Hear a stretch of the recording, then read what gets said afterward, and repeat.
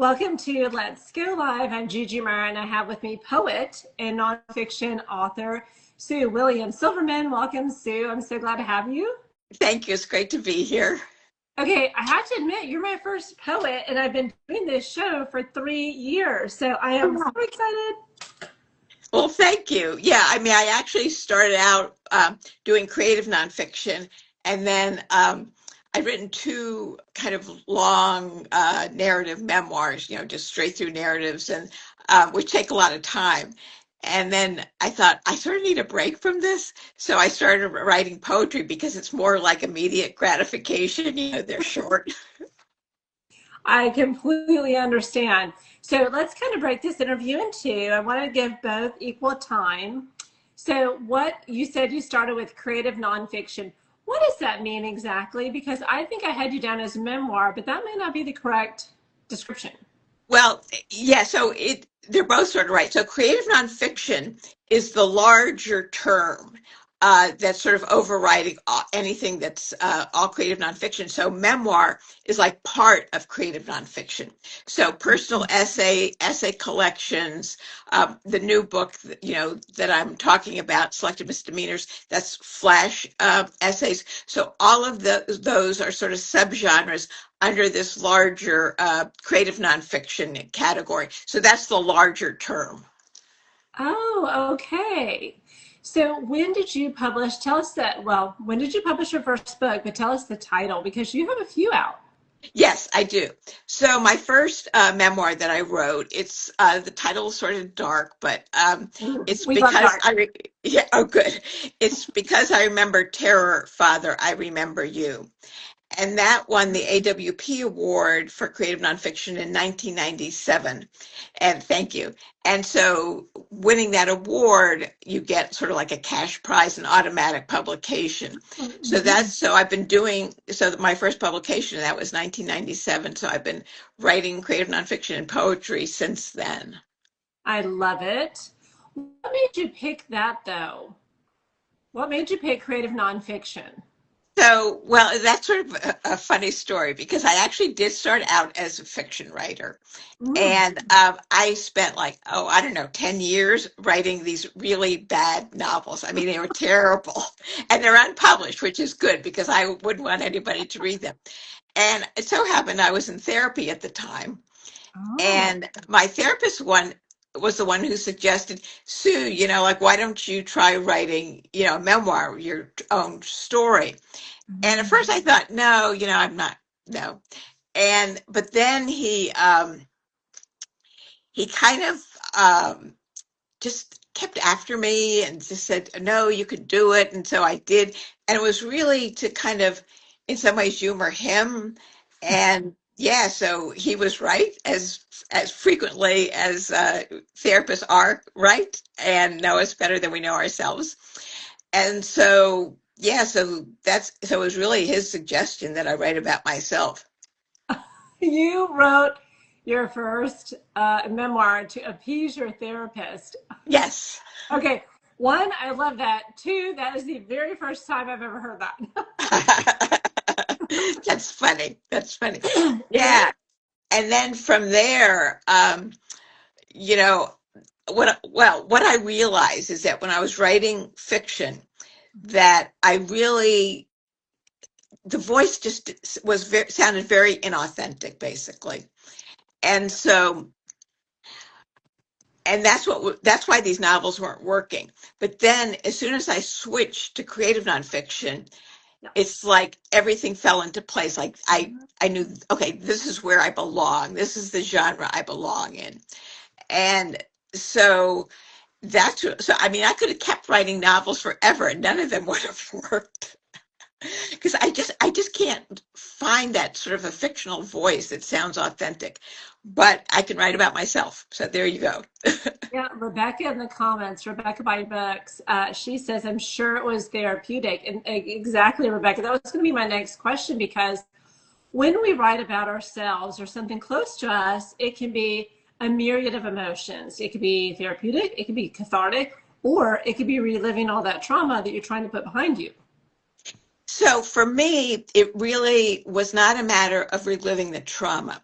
I had done a lot of that work in therapy, and writing it was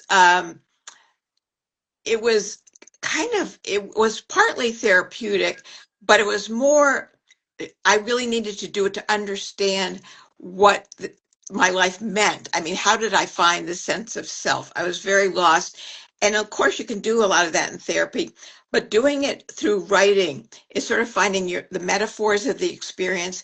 It's entering into your experience in a very different way. And so, I mean, if you can do both, that's great. And I'm lucky that I was able to do both. But it's really understanding the experience in a way that I never would just in therapy. I mean, in therapy is just messy and, I'm crying and screaming and just, acting like a little kid and all of that. And then writing creative nonfiction really is taking your life and turning it into art.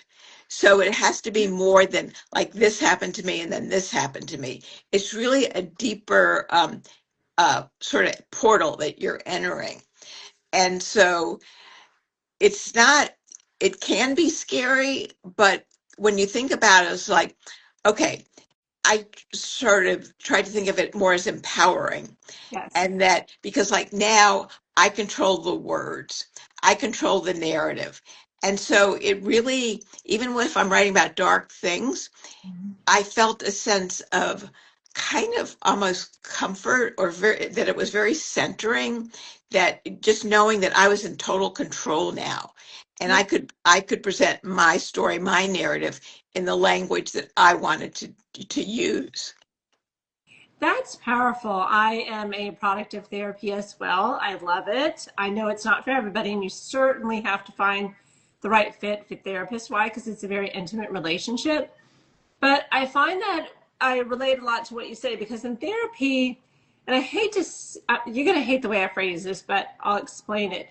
You get talked at, right? So we're talked at, you're taking all this in through your prism of how you view the world or how you view the situations, which may not be accurate. So when you're talked at, you do need time away to contemplate, to reflect, to go through the new ideas presented to you, marinate on those. And then, like you said, when you write your book, it allows you a chance to really process through those and then remove some of the emotion. To me, it's almost like taking the situation out of you, holding it out here, and looking at it from all angles. You get to inspect the situation because you're not so deeply embedded in it. It almost becomes a part of you. Now, do you feel you're shaking your head? So, am I on the right track here? Yes, that's exactly it. Yeah, absolutely. Yeah, very good. Because like I say, after I finished like that first memoir, even the second one, um, it was out of me. It's like now the experience is out here. It's on these pieces of paper. It's no longer in me. So it's really kind of a relief. And also just to know that like don't have to keep these secrets from the world. Because like growing up, I would never, like nobody knew that my father had molested me. Nobody knew that I was acting out as a sex addict. I mean, those were just secrets that only my therapist really knew. And once I wrote about it and put it out there, like now I can just be on here, live Instagram interviews, say, yeah, my father sexually molested me. Yes, I struggle with sex addiction. And I certainly don't take it lightly, but I can say it without any shame and just be completely upfront, and it's a real relief. Well, it's completely brave. It's completely brave of you because, and one, thank you for sharing that. I feel honored that you shared it with me because unfortunately, those things happen to women and children and little girls all too often. I don't want to say just little girls, it's boys too. It's about 50-50 now, which is tragic. And so I was going to ask you, how do you take something so traumatic that can stay with you both sides between the addiction and also the molestation? And how are you able to distill those down to where they're not benign, that's the wrong word, but where the emotion has been taken out? So it's almost like a fact, but you're not traumatized by it anymore, or you're not reliving the victimization, not reliving the situation over and over again. That is so right. I mean, that really is. And it is because writing is so powerful. And Mm. it's really the writing process of once I've written about the experience, I've gotten it out of me. It's sort of like being a private detective in a way of investigating your own life. So I've explored it. I've looked at it. I've discovered the metaphors for the experience. Mm. And it just, by doing that, it just loses the script over you. I mean, I can't say it's like magic because that's sort of, but there's an element of that in that just that the writing process can be sort of magical in that it, even let's say you go through a bad breakup with somebody and you write a letter to the guy and you don't even have to send it, but you just feel better just having written it. I mean, there's something about the writing process of getting the words out of you onto a piece of paper that's just freeing. Do you think it helps to do it over and over again? Because, when we write a book, there's the first draft, and then there's the second draft, and then there's the editing process. And do you think that repetitive cycle also helps remove the sting? Because I would imagine when you write it all, you're just kind of getting it all out, right? And as writers, we do that. And then as you start making passes through, different pieces need attention, both inside, yourself to address, and outside on your manuscript. So is it different stages of healing as you're writing these and going through the various drafts and editing process? It really is because everything I write is like just a gazillion drafts, and the first draft is very messy, and there maybe is a little bit too much blood, sweat, and tears all over the paper, or your computer screen. But then you sort of have to pull back on that because you are taking this raw experience, you are turning it into art. And if I, as the author, right, if I'm just emoting all over the page, then there's not enough room for the reader to enter into the experience. Because catharsis is really about the reader. You want the reader to feel the emotion. So I get a lot of the sort of obvious, overt emotion out of the way, either in therapy or in a first draft. And then you need to pull it back a little bit and make it, because you're forming it, you're structuring it, you are turning it into art. Art needs a form, it needs a structure, and as you're doing that, you're getting more and more into the artistic side of it, and which is the goal. I mean, that's what a sculptor does. It's what a painter does. It's what a writer does. You are taking a situation and turning it into art. And yeah, and it just that really strong sort of raw emotion does just kind of ebb away.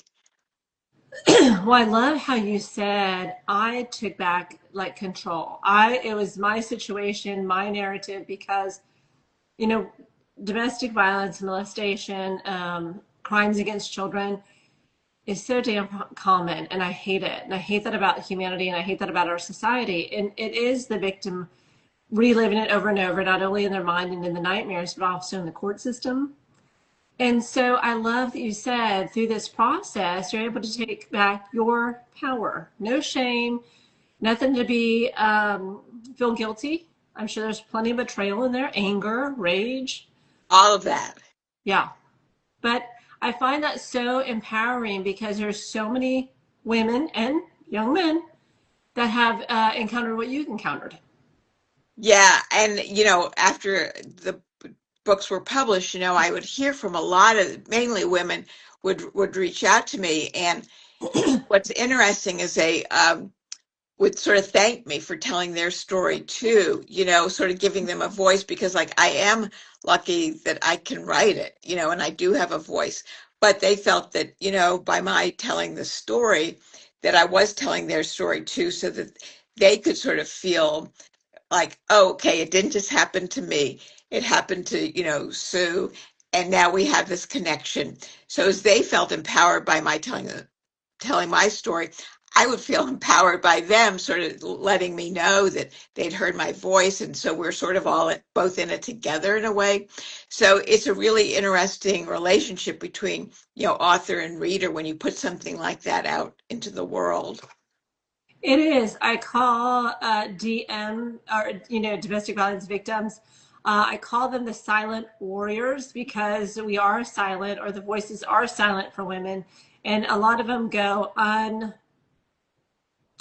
unreported.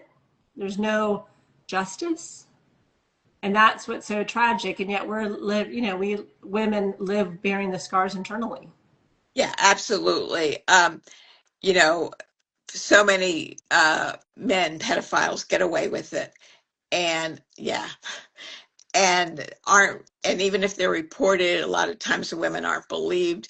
It's really, really a tragedy. Or they don't want to have to go through the process again because you say it to all the to whoever's in charge of your case, and then you have to go to court. And I think, why is the onus always on the victim to keep reliving it? I So, know. and I know this is kind of treading in water, but I'm like, why do we put one person's rights over the other? And I feel like the victim's rights are always second place to the perpetrator. Yeah, absolutely. That's so true. And I don't know if that's ever going to change, but that's exactly the way it is. Yeah. Yeah.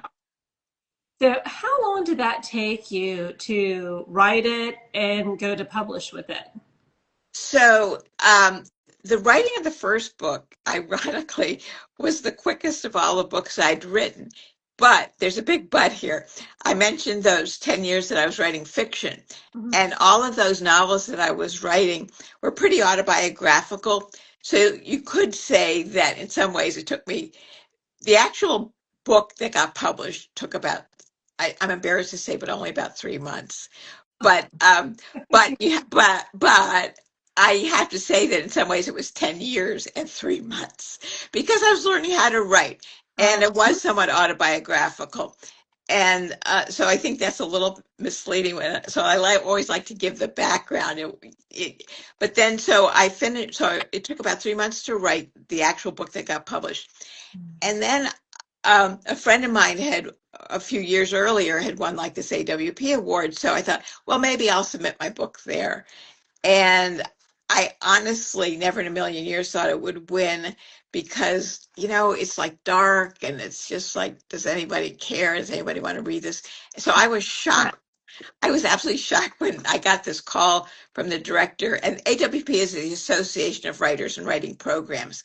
So if there are any writers out there, Google it, and look at they have it every year. They have this award series in fiction, nonfiction, poetry. And so the director of AWP called me and said my book had won. I was like, oh, I didn't think it would. And then I think it was in production with the press probably, oh, maybe about a year or a year and a half. It's a process because you have to go through copy editing and page proofs and stuff. So, but then, yeah, and then it was published, and it was a little scary at first, but then the fear didn't really last that long because I put it out there. I got a lot of support right away from reviewers and readers, and I just thought, okay, the world continues to turn. My parents were dead actually at the time, but like my father didn't come out of the sky and hurt me, whatever. I mean, it's just the world continued to turn. I got a lot of positive support, and it really felt good. well, I was going to say, it's such a process to drudge it all up, to believe in what your therapist wanted. And then the coup de grace is to be able to win an award. And if you would have never embarked on that, none of that would have ever happened. I know, I know. It's What, just, I mean, talk about beauty for your ashes. thank you. Yeah. I mean, it just changed my life. And, and it's funny because yes, I'm a writer, so of course I want to get published, but just getting your words on a piece of paper is also just really important, and like, so I teach creative nonfiction at Vermont College of Fine Arts, which is a low residency MFA program. And, you know, a lot of my students are worried about, well, if I put my book out there, what's the neighbor going to think? What are my friends going to think? And they're scared about telling their stories. Mhm. And I really encourage them, don't think about the outside world when you're writing. When you're writing, just concentrate on getting your story down on paper. Find your narrative, find the voice, get it down on paper. And then after everything is written, then you can start sort of thinking about the world. Well, last time I checked, your neighbors and your family usually aren't paying your mortgage and buying you groceries and keeping the lights on. So we appreciate their opinion, but we don't need to worry about that. That's right. No, you really don't. And, if somebody thinks less of you because of what you write, well, they're not really your friend anyway. So the heck with it. I 100% agree. I'm a woman of faith, and so I feel like people are moved in and out of your life for purposes, and it's always intentional. And people have seasons. Some are very long, and some are very short. Yeah, exactly. That's a really good way to look at it. Yeah. So you teach creative writing, and tell us again, if you don't mind sharing, where, and is that only in person or do you offer it online? Right. So it's Vermont College of Fine Arts. Um, and if you want to look it up, it's vcfa.edu on the net. And it's a low residency program. So it's really nice. Uh, and what that means is that twice a year, we all meet on campus for like 9 days, but we also have a virtual option if you can't make it to campus. Cool. We meet on campus for like 9 days to have intensive workshops, readings, lectures, things like that. And then at the end of the 9 days, everybody goes home. I mean, the students and faculty live all over the country, all over the world. And then, like, I will work with, say about 5 students during the semester.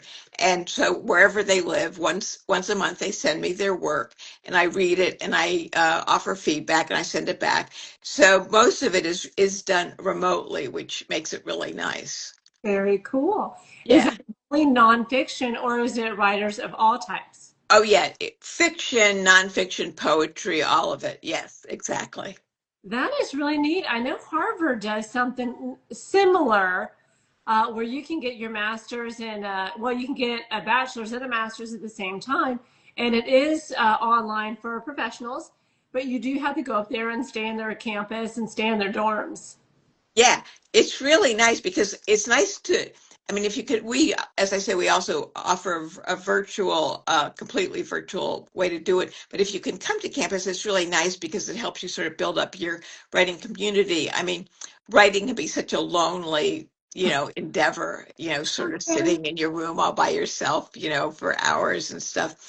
And so it's nice to then be able to see other people who really are doing the same thing you're doing, Mhm. and you just build up that community. I mean, I started teaching there like in 2002, and like I'm still in touch with students that I had like my very first semester. So that's like a long relationship. That's special. Yeah, yeah, it's a really a great place. It's a wonderful community of writers. Oh, and who wouldn't want to go to Vermont? Well, actually, this is funny and a little embarrassing. It is Vermont College of Fine Arts, and we did used to meet in Montpelier. We had a cute little campus. Yep. However, we also have MFAs in graphic design, visual art, screenwriting, and writing for children and young adults.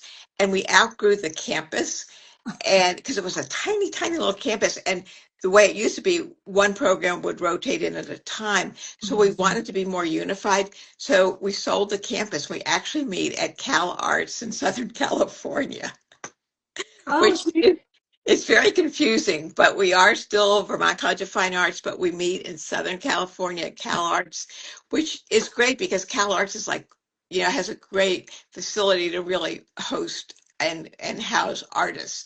Our campus was not really made for artists, but so yeah, so now we meet in Southern California. But anyway, that's so funny. yeah, yeah. So that's the first book. And then book two, when did you start writing that? What year? Like About immediately after book one came out and was published? very, yeah, within about a year I did, because so the second book is Lovesick, and it's about 28 days I spent in rehab for a sex addiction. Now in the first book, I still had a lot of shame around the sex addiction. I didn't Mhm. even really mention it, even though obviously the sex addiction came about because my father molested me. But I couldn't even say it. I just couldn't. And in some ways, it was fine because the recovery from that really would not have fit in the first book anyway. I mean, you have to you can't throw your whole life in one book. So, but by after the first book was published, I felt a lot more confident, a lot more courageous. And I thought, yeah, I can do this. I can write about the sex addiction. And I did. And that book actually took me much longer to write. It's like the first book was a little bit, yes, I'd spent 10 years writing, but a little bit of kind of beginner's luck, I think. And then I knew more what I was doing. And so, and it was just harder to write about the sex addiction to make it so that the reader would feel sort of sympathetic in a way or empathetic towards this narrator who really was acting out sexually. I mean, that can sound sort of like, I don't know, like I wouldn't, that's awful what she's doing and stuff like that.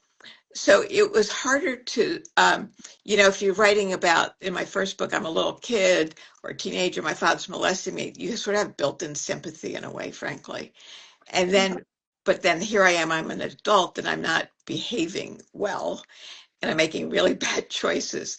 But so it was hard to sort of really show, okay, yes, but I am making these bad choices, but I'm really hurting myself more than anybody else. And then you show the motivation of, I mean, there's a little pieces about my father in the second book, show this is how the sex addiction came about. So it was harder to sort of get that all structured right. But yeah, so it took me about 5 years to write Lovesick. Well, and I would think that would be challenging because the first book probably poured out of you because that may have been a little bit easier subject. Yeah, Relatively, I mean, put a asterisk when I say easy subject because it's not. But I know what you're saying. There's a lot of shame, and America was founded on a Puritan society, so that exists many, many forms. And so we're very quick to judge that of in general, but we're even faster to judge it when it happens to women or when women are afflicted by it. absolutely, absolutely. Like male sex addicts are saying, oh, he's just being a guy, He's more. macho.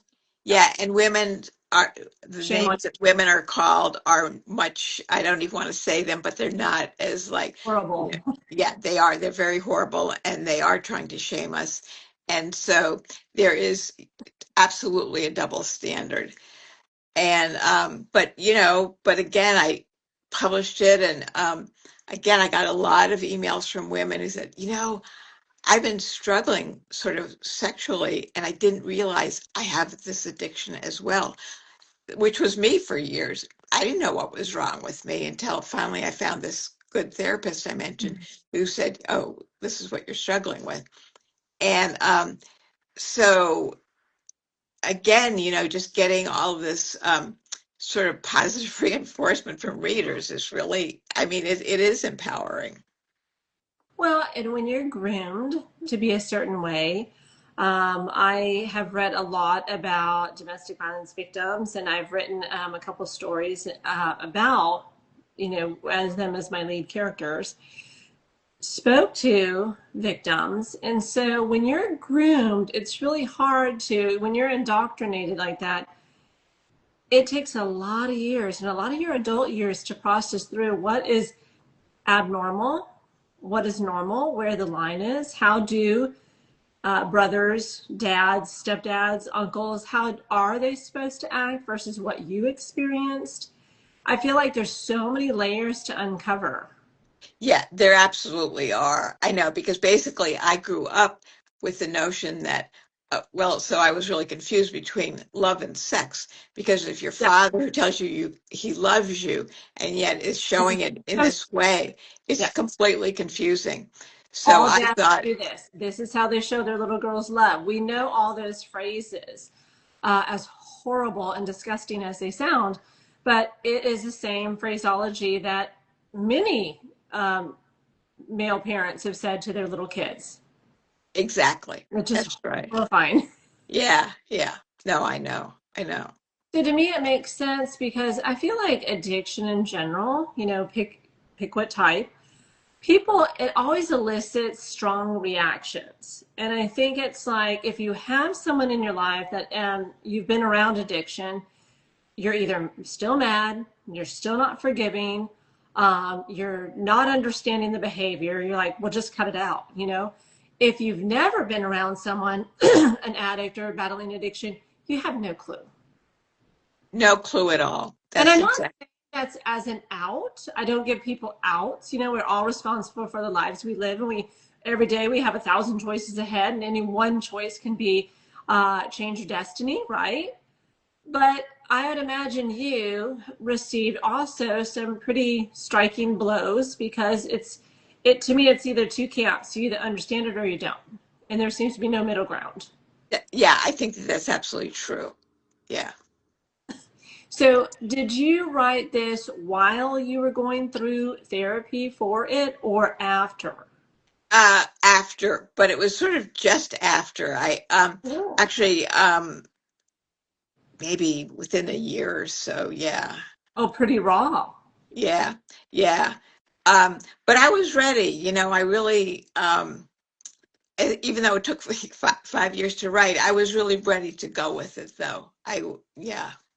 Was that 5 years determining how much to include, where to include, what to include, or what was that? Why did it take 5 years?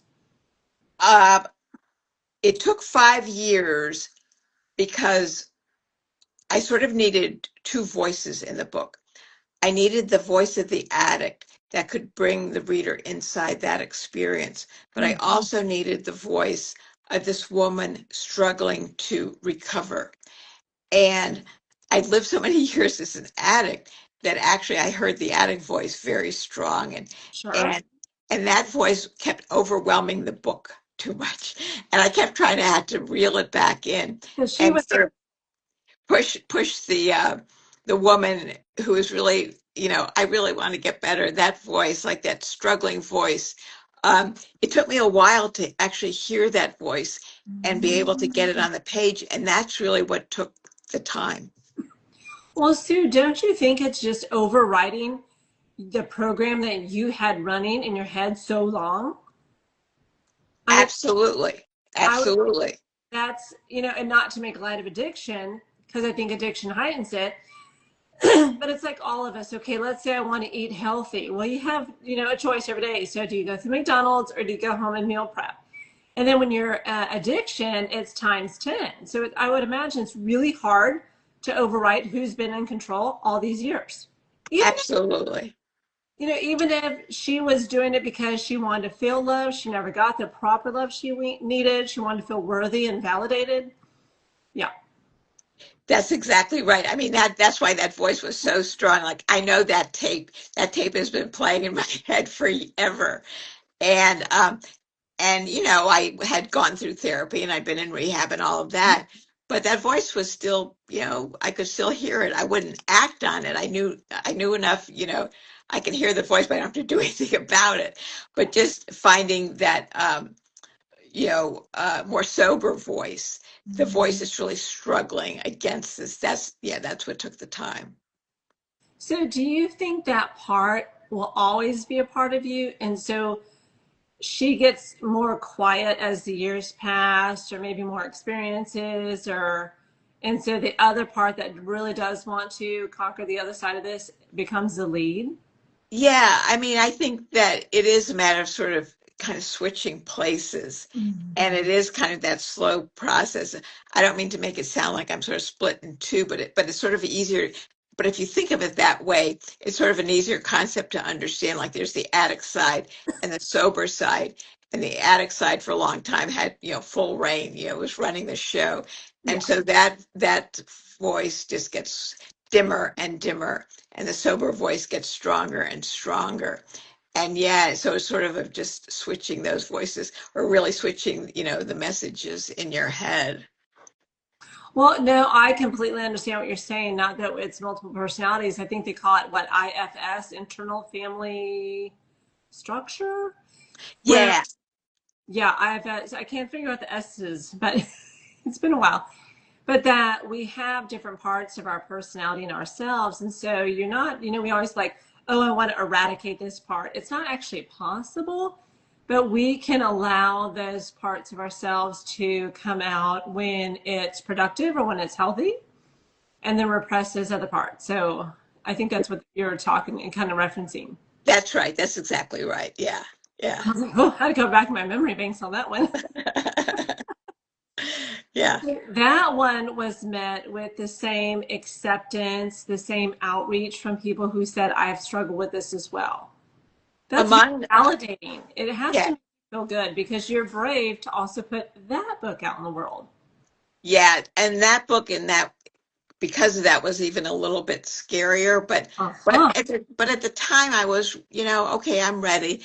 And actually it was the first memoir uh written or published by a woman sex addict that was published. Oh, wow. Okay. Yeah. Yeah. I mean, there have been quite a few since then, but that was the first one. And That's titled Self Love. sorry, That's titled Self Love. no, Lovesick. Love Sick. That's Yeah, right. yeah, Lovesick, right. Good Well, title. it's Lovesick, one woman's journey through sexual addiction. Yeah. So that is out. What have you written past those two memoirs? So then my third book was a memoir in essay form, and that was the Pat Boone Fan Club, My Life as a White Anglo-Saxon Jew. And you can probably tell from the title, The Voice Now, I've become more ironic. I sort of got a lot of the dark subjects sort of out of my system. My voice kind of evolved to one that's more ironic. And that was basically kind of my misguided search for spirituality. And then the book after that was also a memoir in essay form, which is How to Survive Death and Other Inconveniences, which also sort of ironic, of course, and but is sort of based in like my fear of death. And but the book is not just about sort of physical death; it's also about kind of these sort of smaller forms of like death, things like divorce or addiction. I mean, things that sort of can kind of kill our spirit or our spirituality. Things that divorce, things that are just really sad and difficult, and that one could sort of think of as kind of just these smaller forms of ways that just really wound our spirit. And so, and then I had a couple of poetry collections and a couple of books on craft on how to write. And then my most recent book is this. I don't know if you can see it, but Selected Misdemeanors. It may be backwards there. I can't tell. Selected Misdemeanors essays uh, at the mercy of the reader. And these are flash pieces. And it for me was like a new challenge because I'd written these two long form memoirs, and then these two books that were sort of uh, essays put together in a collection with a common theme, but flash essays are just very short pieces, and I had not done that before. And I actually started it during COVID, the lockdown.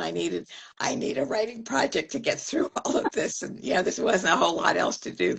So I started with that, but as writers, I think we always like to keep evolving. You don't want to keep writing the same thing or in the same form. So I thought, the flash essay um, was kind of interesting form for me. And so I just thought, I think I'm going to try some of those and just sort of kind of see what happens. And they're really, eh, I mean, they're difficult, but also fun to write. And because it's sort of a challenge, like, how do I sort of reduce an experience into like 3 or 4 or 5 pages, something like that. So it was a real challenge, but it was really interesting. And I mean, the flash form, it's sort of like writing, like each essay is sort of like small moments of beauty or kind of miniature moments of betrayal, or kind of snippets of loss, and you just look at things in a very tight form. And so, yes, it was just really interesting to write these flash pieces. Okay, I think that is fascinating. I want to talk more about that here in a minute, but I want to go back because you're talking about the Pat Boone and the longer essays. And when you said that those were, you had your two dark ahead. These were dark, but you said ironically written.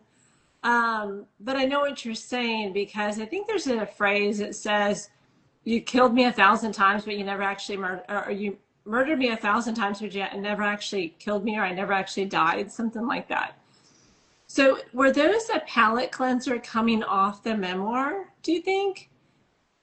Well, I think, yeah, in some ways it felt kind of like lighter, that I could, you know, kind of poke more fun at myself. I mean, so I don't know if a lot of people probably have not heard of Pat Boone, but he was early 1960s pop music idol who was, Well, yeah, yeah, that dreamy voice. yeah, yeah. No, he was very popular. At the time, he was as popular as Elvis Presley. But and Elvis Presley was sort of the bad boy, and Pat Boone was like the good guy. Like John And Denver. and basically, he was sort of the antithesis of my father, and he had like four daughters. And so the premise, I mean, the whole book is not about Pat Boone. There are about four essays about Pat Boone, and the others are just other ways that I sort of as I said, my misguided search for spirituality. And but basically, it opens with the Pat Boone fan club essay, and just wanting him to adopt me, and he was sort of a metaphor for the good father. And as it turns out, um, I then had an opportunity to meet him, which like decades No way. later. Yeah, and as it turns out, he was giving like a concert. I was just sort of starting to write this book, but not ever thinking I would actually meet him. But he's happened to give a concert, like a golden oldies concert, like about 20 minutes from where I live, and I went to it. And after the concert, I barged backstage. I had a little letter all ready for him. And I stalked him, I tracked him down backstage, and I just sort of threw myself at him. I said, "Pat Boone, I said, my father sexually molested me growing up, and you were the safe father, and I wanted you to," I mean, I was just like babbling. I mean, I thought he was looking at me like I was a complete crazy person. Security. And exactly. But he was very gracious. He said, "Yeah, that happens a lot, and thank you for telling me," and all of that. Oh, sweet. And then I gave him a copy of that first book. And then, like months later, I get a letter from him. No way. Yes. And he says, "I'm going to be back." I live in Michigan. He said, "I'm going to be back in Michigan. Please come to my concert, and I'd like to have a real conversation with you." Did that happen? Yes, it absolutely happened. Oh my gosh. And then he That's was cool. he had something like his 80th birthday party celebration in LA, and he invited, and then the book was published, and I sent him a copy, of course, and he loved it. And he invited me out to LA to come to his birthday party. Did you go? Yes, I went. Oh my gosh, that is huge, Sue. I know. No one It was meets their idol. No one does. right. Nobody And does. idol backstage. No one goes to the idol's birthday party. I know. It was just completely bizarre. And then we kept in touch, but we would email each other every now and then. And, and he would just, every, book I would send him my books, and he said, "Oh, you're such a wonderful writer," and all of that. And so he sort of became my fan, and after I had been his fan for like years. Amazing. See, and all that started with that one book that your therapist that you begrudgingly wrote. That's right. It all started there. And it leads to Pat Boone meeting your idol, and then now you guys are friends. That's Yeah. crazy. He's since passed, but still. Yeah. What a Yeah. beautiful, beautiful experience. Yeah. Yeah. Wow. I know. Okay, let me get, let me get that in for a moment because that's amazing.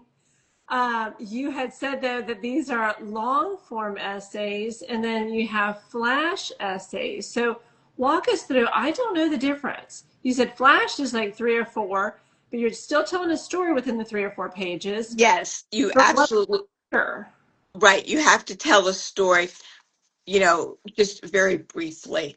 And the way to do that is to sort of find like your metaphor for the experience Okay. and just focus on that. The theme has to be really tight. So like the essays in those other two books, they were, maybe 10 pages, some were 20 pages, 25 pages. And in Flash, there I have some essays that are a paragraph, some that are 3 pages, some that are 5 pages. Just for example, one essay is about my sister and myself. And so growing up, she really didn't want anything to do with me.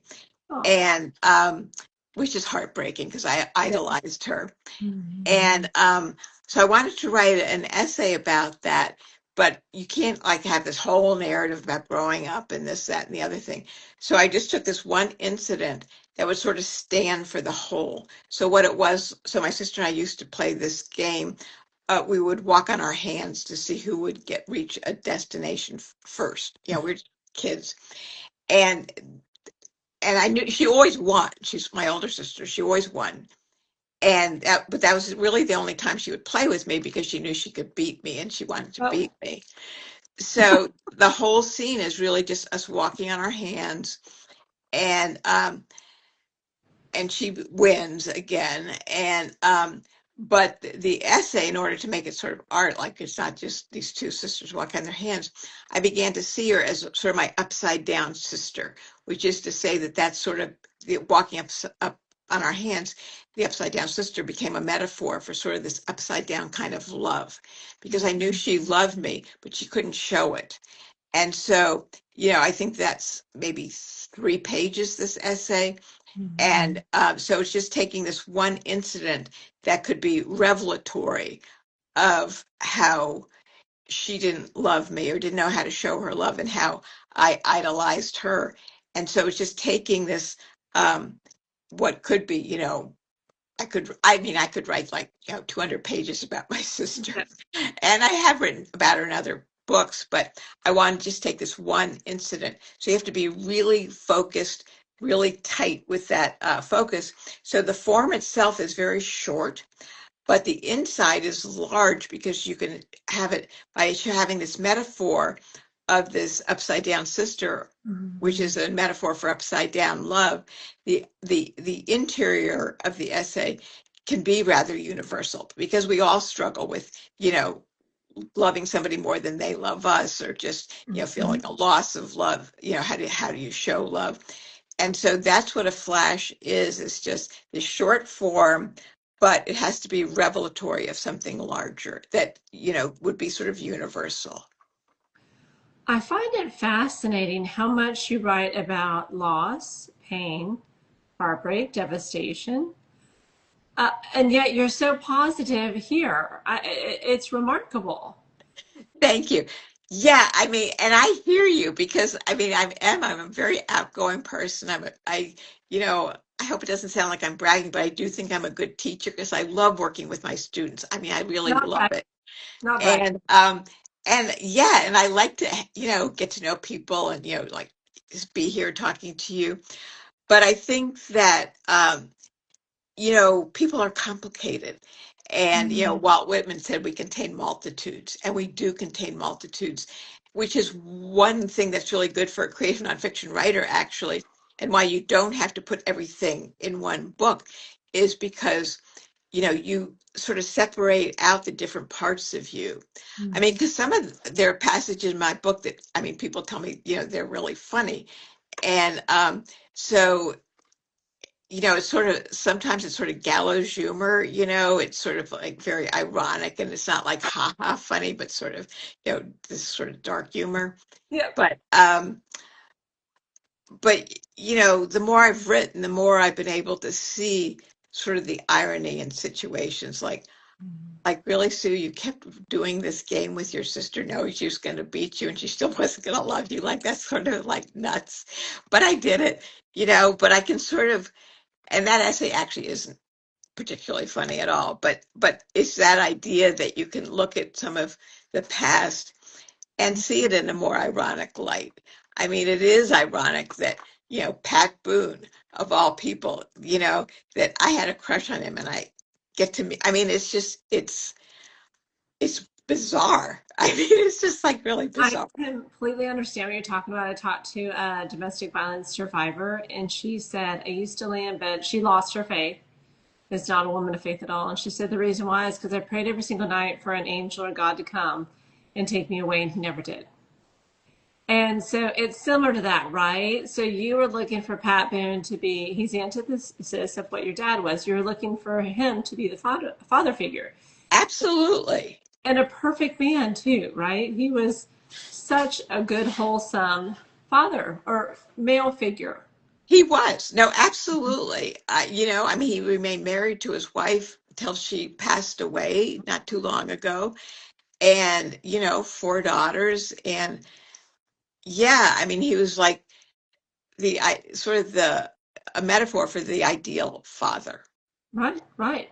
And so, that younger part of me who didn't even really understand what was happening to me at the time, just like somehow knew he's a safe man. And so, at the time it was more like, oh, I love his music and isn't he cute and all of that. But yet it really went a lot deeper than that I didn't Sure. fully understand until I wrote. I mean, and that's why we do write our lives, is to understand that. Because before that I thought, yeah, he's a good voice and he's cute and all of this and he seems like kind of a nice man or something, but I didn't really fully understand what he did mean to me until I did write it. And that's why it's so, writing creative nonfiction, it's more than just saying, okay, this happened to me. It's really understanding kind of the story behind the story. Yes, this happened, but what did that story mean? Well, and the brain wants answers. We always want to be able to tie things up in a beautiful little package because we need that to make sense in order to move on. And when we can't make sense of actions, we get stuck, or that's when we live with hatred in our hearts. And so I love that you have written these out because I feel like those that are folks that are listening, or new and aspiring authors or poets, it's a way to just get all that out because everyone's situations and experiences are unique, but there is some commonality between us women. There absolutely is. Like even if you haven't had the same exact experience that I've had, I mean, hopefully, you haven't struggled with sex addiction, but yet I would say that most women, I mean, we've struggled with love, we've struggled with relationships, we've Mm-hmm. struggled with, kind of sexual issues. So, I mean, because a lot of the letters that I get or the emails that I get, it wasn't just from women who also had struggled with sex addiction. They just said, oh yeah, I can really relate to your, sort of kind of infatuation with emotionally dangerous men who we sort of knew weren't good for us, but we sort of went after them anyway. I mean, just stuff like that. I mean, a lot of, and then just the idea of searching for love, finding love, losing love. I mean, that's really a lot of what I write about, which, is sort of kind of the human condition in many ways. Or, I mean, at times, we all struggle with these things. Well, I have someone close to my life who gets love bombed, and she has gone through. She's I don't know about sex addiction, but she's very much addicted to the male attention, and so that's how she receives her love, being love bombed. But and we all can see it so clearly from the outside. But she's like, "Oh my gosh, this guy is different." Well, the outside looks the same, but the inside is exactly the same. And Exactly. sometimes healthy love is kind of boring. The good guy. We're not used to that. But you go on social media, you go everywhere. They're like, oh, well, here's all the 10 red flags for a guy, 10 red flags for a narcissist. How do you know if he's love bombing, breadcrumbing, etc.? And that can be, women do it just as bad as men, or do it to men just Yeah. as badly. So I don't want it to seem like it's all one sided. No, But it's not. I think that's why love gets so complicated. It really does. And it's just, I mean, some people seem to have really kind of figured it out, but I think most people, at least at times, really struggle with it. Yeah. And, to have a relationship that is nothing is perfect, but that's sort of fairly equal. And Mhm. so, uh, like And I don't really want to use the word normal either, because like sort of what is that? But a relationship where you really do know how to talk to somebody and they know how to listen. I mean, particularly listen. I mean, isn't listening just a completely lost art form, you know? Oh, And 100% with social media and the internet and dopamine. everybody's just talking, talking, talking. Deep dopamine, yeah. Listen. Yeah. So, but these are, people just struggle with relationships, if not all the time, at least, on and off. Yep, 100% agree. Yeah. So, your flash fiction, and tell us again the title. I see Cre- it. It's Yeah, beautiful. it's creative. Yes, it's Selected Misdemeanors, Essays at the Mercy of the Reader. So it's Selected Misdemeanors. And I should hasten to add that these misdemeanors, they're emotional misdemeanors. I've never been arrested or been in jail or anything like that. Just to reassure everybody that they are emotional misdemeanors. Asterisk. For those. Yeah, never been to jail, I promise. So, but they're sort of like, the first couple books are about these big issues. But when you think about it, what happens in all the time between these big events in our lives, there's so many small moments that really fill up most of the time of our lives. And so it's really focusing on giving those smaller moments their due.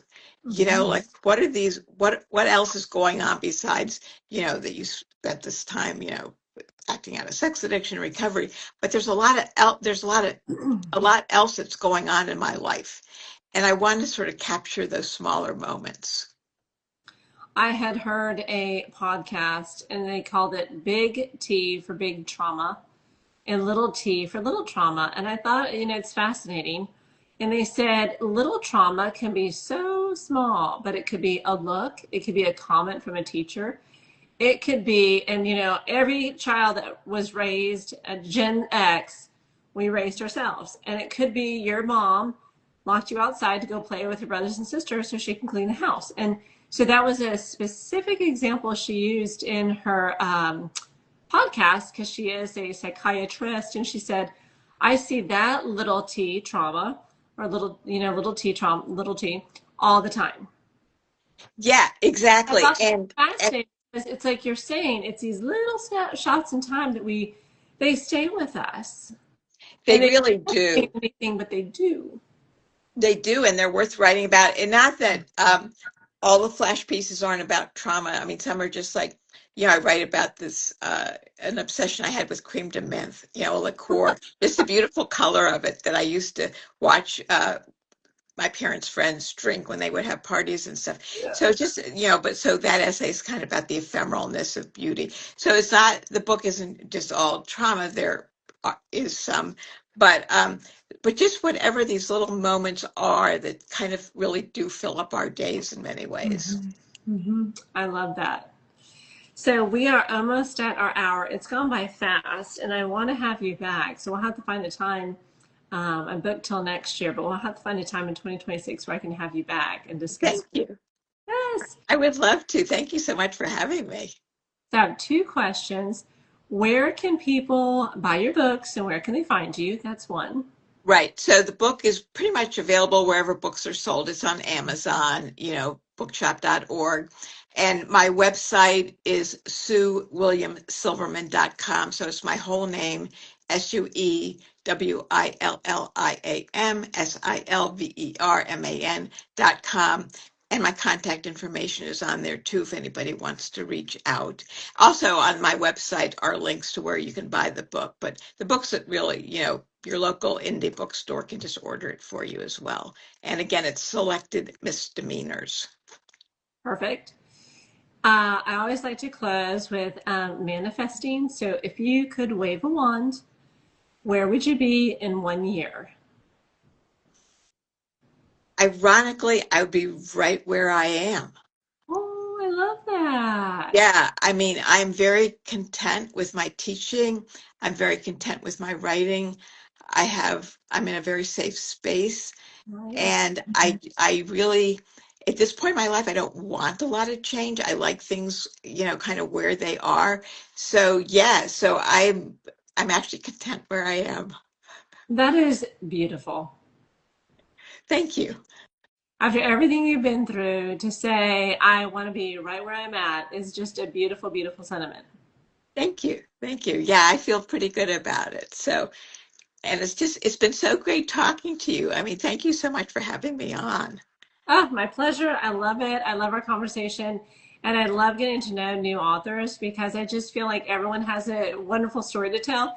And there's about a zillion ways you can become an author. So there's no right or wrong way, even though you may see marketing classes that says do it only this way. Yeah, no, there are so many different ways. Exactly. Mhm. Yes. Yes. All righty. Well, you have a wonderful rest of your week, and then I will book you for next year. Thank you. That sounds great. Thank you so much. Thank you Bye. for being on. Bye bye. Thank you. Bye bye.